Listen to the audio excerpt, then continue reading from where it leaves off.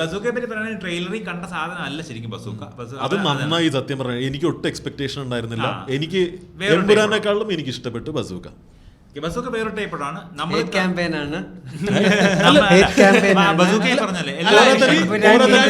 മമ്മൂക്കയ്ക്ക് ഇതിന്റെ പ്രൊഡക്ഷൻ എന്താ പറയാ, ഇതിന്റെ അത്രയും ബജറ്റ് പ്രൊഡക്ഷൻ ഇതിലില്ല എന്തായാലും. പക്ഷെ ബസ് സൂപ്പർ ബസ് കേട്ടോ.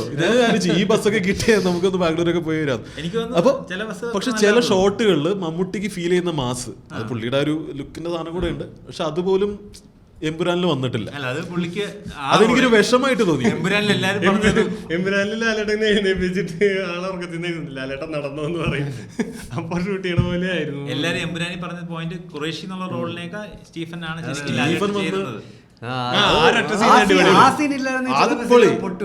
പക്ഷെ ഇതില് മമ്മൂക്കയ്ക്ക് 3-4 സ്ഥലങ്ങളിൽ നല്ല അടിപൊളി മാസ് ഫീൽ ചെയ്യുന്നുണ്ട്. അത്